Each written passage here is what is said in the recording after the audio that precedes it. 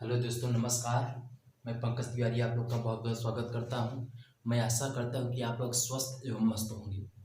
इसके पिछली वाली कक्षा में क्लास थर्ड में इन्फ्लेशन एंड डिफ्लेशन के बारे में आप लोग को बताया गया था और आज इन्फ्लेशन एंड डिफ्लेशन को कैसे नियंत्रित किया जाता है आज उसको हम बताएंगे।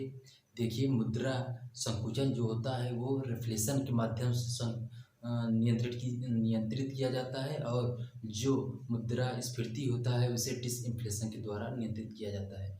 तो जैसे हम लोग देखते हैं अपने यहाँ की तराजू जो होता है वो दोनों तरफ बैलेंस बराबर करता है, वैसे ही हमारे अर्थव्यवस्था में या तो महंगाई ज़्यादा हो या सस्ताई ज़्यादा हो तो उसको संतुलित करना ही चाहिए, नहीं तो क्या होता है कि नुकसान होता है, हमारे अर्थव्यवस्था में नुकसान होने लगता है। देखिए, मुद्रा संकुचन को कैसे नियंत्रित किया जाता है। सबसे पहले हेडिंग लाइए रिफ्लेशन।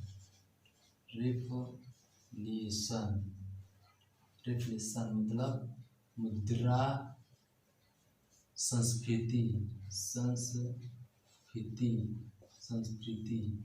आइए हम लोग इसको देखते हैं। मुद्रा संस्फीति होता क्या है? जब सरकार द्वारा या आरबीआई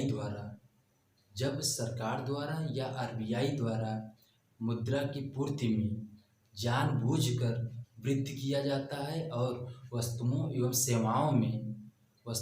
सेवाओं में नियंत्रक एवं नियोजित तरीके से वृद्धि किया जाता है तो उसे मुद्रा संस्फीति कहते हैं। तो आइए दोस्तों हम लोग परिभाषा इसकी लिखते हैं। परिभाषा हम लोग लिखेंगे। जब आरबीआई द्वारा या सरकार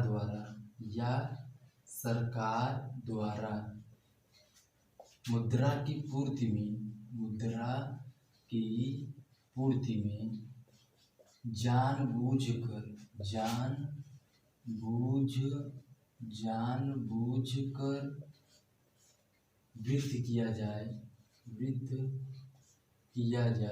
वृद्धि किया जाए और वस्तुओं एवं सेवाओं में नियंत्रण तरीके से या नियोजन तरीके से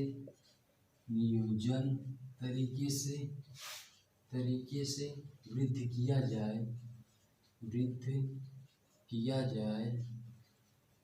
किया जाए तो मुद्रा संस्फीति कहलाता है। तो मुद्रा संस्फीति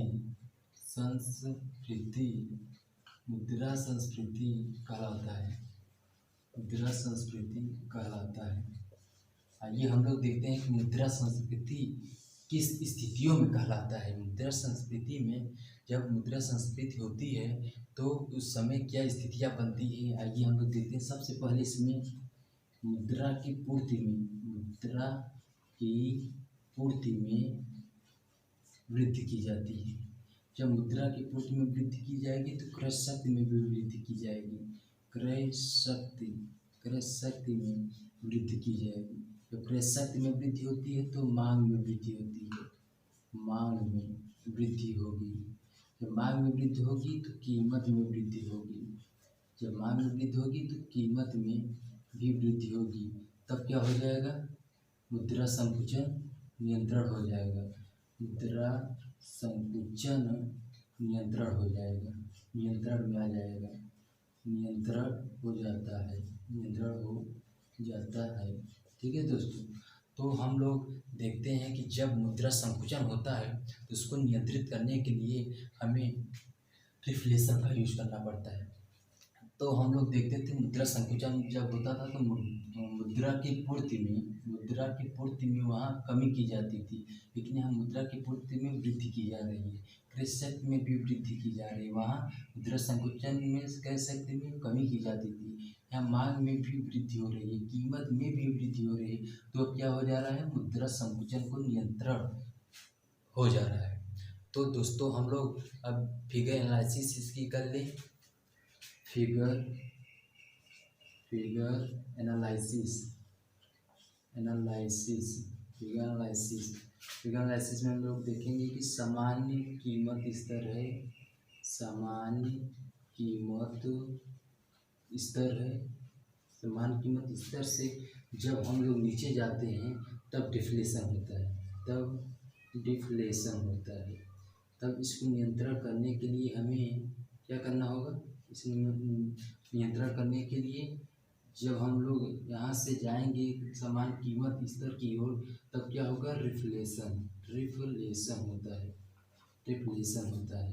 किसके द्वारा होता है? आरबीआई द्वारा या सरकार द्वारा किया जाता है रिफ्लेशन। ठीक है दोस्तों, अब हम लोग देखेंगे कि रिफ्लेशन एंड इन्फ्लेशन में क्या क्या अंतर होता है। तो दोस्तों इसको मिटाते हैं। इन्फ्लेशन एंड रिफ्लेशन में क्या क्या अंतर होगा, यानी कि मुद्रास्फीति और मुद्रा संस्फीति में क्या क्या अंतर होता है। तो हम लोग हेडिंग लाएंगे इन्फ्लेशन वर्सेज रिफ्लेशन। तो हम लोग देखेंगे इसमें पहला पॉइंट क्या होगा? अर्थव्यवस्था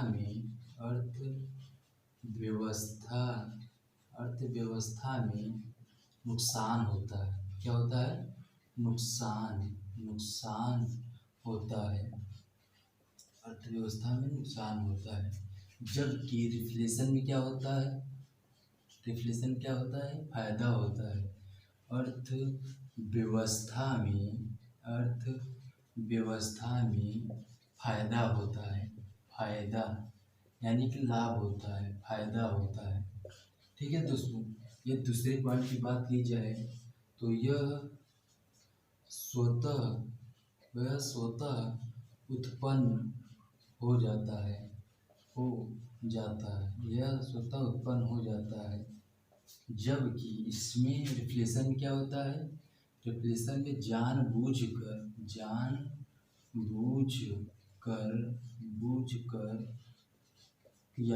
जानबूझकर किया जाता है। किसके द्वारा? आरबीआई या सरकार द्वारा किया जाता है। तीसरा पॉइंट हम लोग देखेंगे, यह अनियंत्रित होता है। यह अनियंत्रित होता है। जबकि रिफ्लेशन में क्या होता है?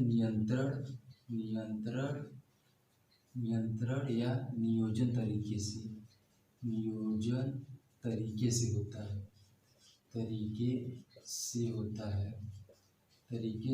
होता है। तो हम लोग दोस्तों ये देखते हैं नियंत्रण या नियोजन तरीका क्या होता है। नियंत्रण मतलब इसका होता है कि इससे हमारे मुद्रा संकुचन हुआ है, उससे नियंत्रण करना है। तो इसका मतलब ये नहीं कि बहुत ज़्यादा पैसा अर्थव्यवस्था में आरबीआई या सरकार दे देगी। हमें नियंत्रण तरीके से, मतलब जितनी आवश्यकता है केवल उतना ही हमें अर्थव्यवस्था में पैसा लाती है, तब वो सामान्य कीमत स्तर पर आ जाता है। यदि चौथे पॉइंट की बात की जाए तो यह क्या होता है? नेगेटिव होता है। यह नेगेटिव प्रोसेस होता है, या निगेटिव होता है। जबकि चौथे की बात की जाए यानी कि रिफ्लेशन में, तो यह पॉजिटिव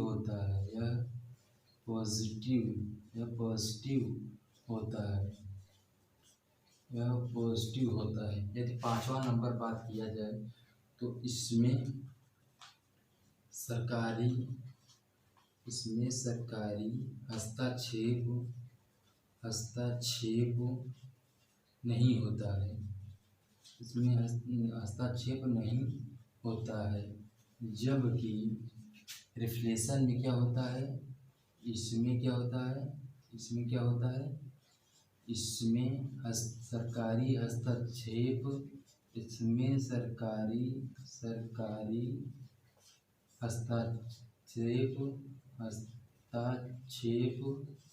होता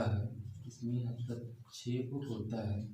ठीक है दोस्तों, हम लोग ये देख लिए। अब जैसे कि पॉइंट में लिखें इसको, पॉइंट में क्या लिखेंगे? मुद्रा संकुचन यानी कि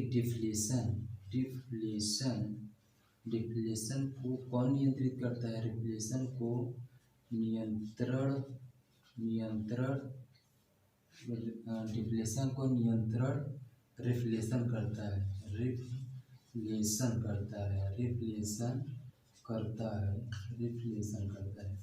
ठीक है दोस्तों, अब आइए हम लोग इसको देख लिए कि मुद्रा संकुचन जब होता है तो उसे नियंत्रण कौन करता है? रिफ्लेशन करता है, यानी कि मुद्रा संस्फीति करती है। और कैसे करती है वो आप लोग को सभी पॉइंट बता दिया गया। अब आइए हम लोग मुद्रा संस्फीति यानी कि रिफ्लेशन जब होता है तो उसे कौन नियंत्रित करता है? तो उसे डिसइंफ्लेशन नियंत्रित करता है। तो आइए इसकी हेडिंग में आते हैं हम लोग। डिसइंफ्लेशन क्या होता है? डिसइंफ्लेशन यानी कि मुद्रा अपस्फीति या मुद्रा स्फीति किसे कहते हैं? मुद्रा अपस्फीति। डिसइंफ्लेशन यानी कि मुद्रा अपस्फीति। अब हम लोग इससे देखते हैं मुद्रा अपस्फीति कहते किसे हैं। जब हमारे अर्थव्यवस्था में आरबीआई द्वारा या सरकार द्वारा मुद्रा की पूर्ति में जानबूझकर कीमतों में कमी की जाती है तथा वस्तुओं एवं सेवाओं पर नियंत्रण एवं नियोजन तरीके से कमी की जाए तो उसे क्या बोलेंगे? डिसइंफ्लेशन यानी कि मुद्रा अपस्फीति कहेंगे। तो आइए हम लोग परिभाषा लिखते हैं इसकी। इसका परिभाषा क्या होगा? जब आरबीआई द्वारा या सरकार द्वारा मुद्रा की पूर्ति में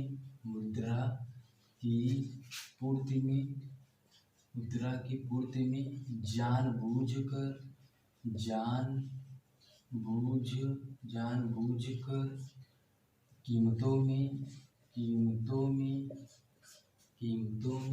कमी की जाए तथा वस्तुओं एवं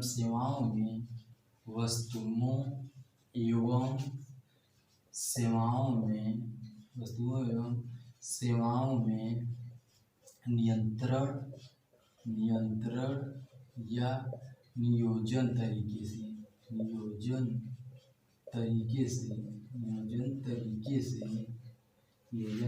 से कमी की जाए तो क्या होगा? मुद्रा अपस्फीति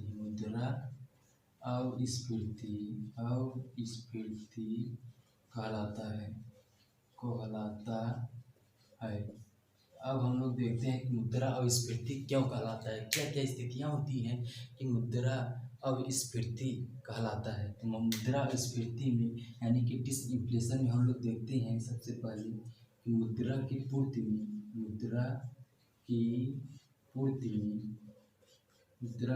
में कमी की जाती है।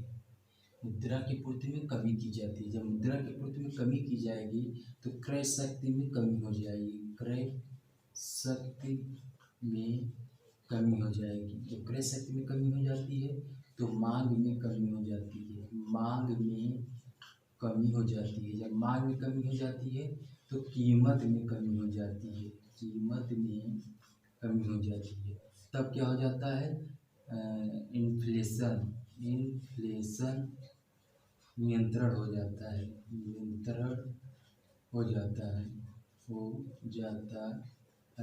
इसका मतलब जब महंगाई अर्थव्यवस्था में होती है तब उसे कौन नियंत्रण करता है? डिसइंफ्लेशन नियंत्रण करता है। तो हम लोग देखते हैं कि इन्फ्लेशन में क्या होता है और डिसइंफ्लेशन में क्या होता है। तो मुद्रा की पूर्ति में इन्फ्लेशन में क्या होता था? वृद्धि होती थी। लेकिन यहाँ पर हमें नियंत्रण करना है, मुद्रा अपस्फीति करना है, तो यहाँ क्या हो जाएगी? कमी हो जाएगी। क्रय शक्ति में भी कमी हो जाएगी। जबकि हम लोग इन्फ्लेशन में कह सकते हैं वृद्धि होती थी, मांग में भी कमी हो जाएगी, जबकि हम लोग इन्फ्लेशन में क्या होता था, वृद्धि होती थी, कीमत में भी कमी होती थी, लेकिन यहाँ पर कीमत में कमी हो रही है, तभी हम लोग का क्या होगा, इन्फ्लेशन में नियंत्रण हो जाएगा। और किसके द्वारा, और स्फीति द्वारा, मुद्रा और स्फीति द्वारा। हम लोग अब फिगर एनालिसिस याद कर लें, figure analysis, figure analysis, figure analysis करें। मान लीजिए कि ये सामान्य कीमत स्तर है, सामान्य कीमत स्तर है, सामान्य कीमत स्तर है। जब इससे ऊपर हम लोग जाते हैं तो क्या होता है, इन्फ्लेशन होता है, इन्फ्लेशन होता है। हमको इसको नियंत्रण करना है, मतलब ऊपर गया हुआ है सामान्य कीमत स्तर, और फिर यहाँ पे ले आना है, तो ये क्या हो जाएगा, डिसइन्फ्लेशन, डिसइन्फ्लेशन हो जाएगा। क्या हो जाएगा, डिसइन्फ्लेशन। तो ये देखिए नियंत्रण तरीके से हो गया। और डिसइन्फ्लेशन किसके द्वारा होता है, आरबीआई द्वारा, आरबीआई द्वारा या सरकार द्वारा होता है, आरबीआई द्वारा सरकार द्वारा होता है। तो आइए अब हम लोग देखेंगे कि डिफ्लेशन एंड डिसइन्फ्लेशन में क्या क्या अंतर होता है। जैसे कि हम लोग अभी मुद्रा संकुचन में देखे थे कि इन्फ्लेशन एंड रिफ्लेशन में क्या अंतर था। तो अब हम लोग इसको मिटाते हैं और हम लोग देखेंगे अब डिफ्लेशन एंड डिसइन्फ्लेशन में क्या क्या अंतर होता है और क्या क्या पॉइंट, यानी कि पॉइंट लिखते चलेंगे कॉपी में। देखिए deflation, deflation versus disinflation, disinflation, disinflation हम लोग देखेंगे। पॉइंट ऐसे ना दीजिए। पहला पॉइंट होगा, यह अर्थव्यवस्था में, अर्थव्यवस्था को नुकसान देता है। क्या देता है, नुकसान, नुकसान, नुकसान देता है, नुकसान देता है। जबकि डिसइन्फ्लेशन क्या होता है, फायदा देता है। अर्थव्यवस्था को, अर्थव्यवस्था में या अर्थव्यवस्था को फायदा देता है, फायदा देता है। ठीक है दोस्तों, फायदा देता है।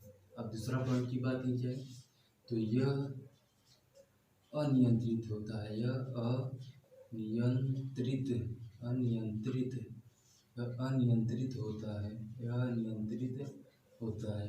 ठीक है दोस्तों, यदि डिसइन्फ्लेशन में बात की जाए तो यह नियंत्रण, यह नियंत्रण या नियोजन तरीके से होता है, नियोजन तरीके से होता है, तरीके से होता है,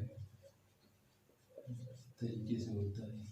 तीसरी बात की यदि बात की जाए तो यह स्वतः उत्पन्न होता है, यह स्वतः उत्पन्न, यह स्वतः उत्पन्न होता है, यह स्वतः उत्पन्न होता है। जबकि हम लोग डिसइन्फ्लेशन में बात करेंगे तो ये क्या होगा, जानबूझकर इसमें किया जाता है, जानबूझकर,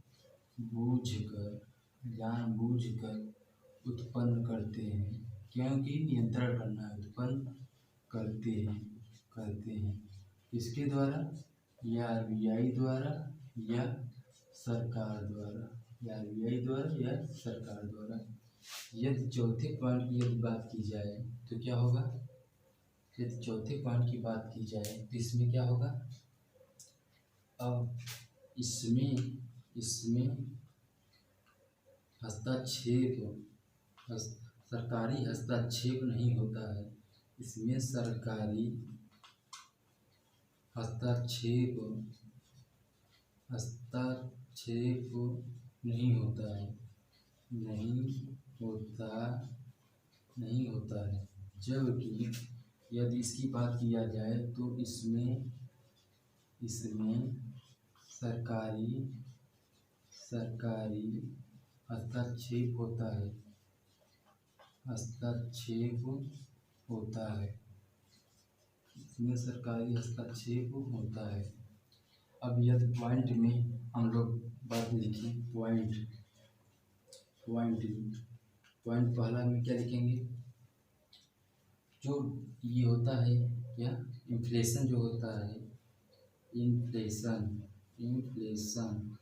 जो होता है, इसको कौन नियंत्रित करता है, इन्फ्लेशन को नियंत्रण करने के लिए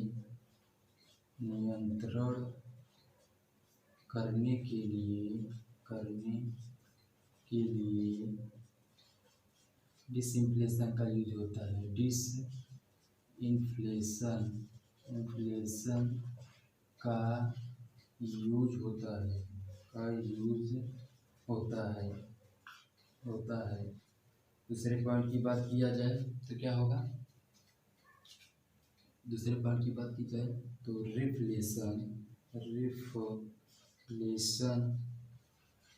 का ठीक उल्टा, रिफ्लेशन का ठीक विपरीत डिसइंफ्लेशन होता है,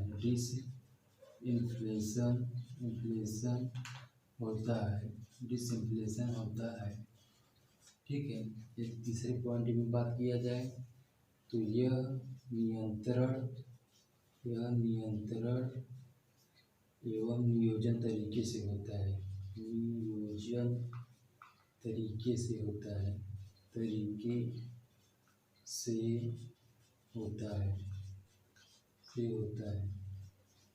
ठीक है दोस्तों। अब हम लोग देखेंगे दोनों को मिलाकर, रिफ्लेशन एंड डिसइंफ्लेशन को हम लोग फिगर बना देते हैं और शॉर्टकट में उस दोनों को याद कर लेंगे।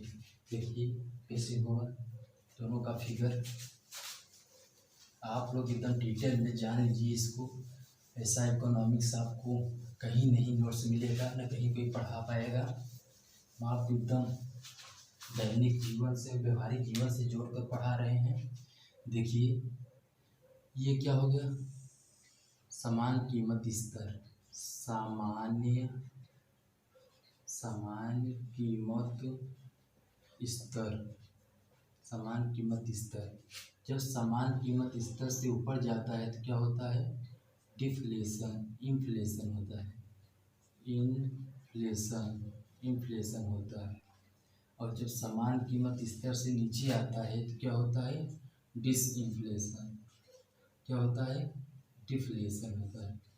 डिफलेशन यानी कि मुद्रा संकुचन होता है। अब इनको नियंत्रण करना है, इसको यहाँ मुद्रा समान कीमत स्तर तक पहुँचाना है तो क्या हो जाएगा, रिफ्लेशन हो जाएगा। और जब इन्फ्लेशन को हम लोग पहुँचाते हैं समान कीमत स्तर तक, तब क्या होगा, डिसइंफ्लेशन।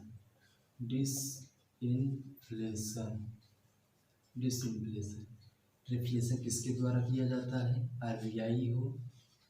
आरबीआई द्वारा या सरकार द्वारा। ये भी किसके द्वारा होता है, या आरबीआई द्वारा या सरकार द्वारा। ठीक है दोस्तों, हम लोग इसको शॉर्टकट में याद कर लेंगे कि जब इन्फ्लेशन होता है तो किसके द्वारा नियंत्रण होता है, डिसइंफ्लेशन के द्वारा। यानी कि मुद्रास्फीति जब होती है तो मुद्रा अपस्फीति के द्वारा नियंत्रण किया जाता है। जब डिफ्लेशन होता है यानी कि मुद्रा संकुचन जब होता है तब रिफ्लेशन के द्वारा नियंत्रण किया जाता है, यानी कि मुद्रा संस्फीति के द्वारा नियंत्रण किया जाता है। आज की क्लास आप लोग को यहीं समाप्त किया जाता है और इसकी अगली क्लास हम लोग करेंगे जिसमें मुद्रास्फीति का प्रभाव पड़ेंगे। अब दोस्तों देखिए, यहाँ पे हम लोग इकोनॉमिक्स में सब चीज़ पढ़ लिए हैं।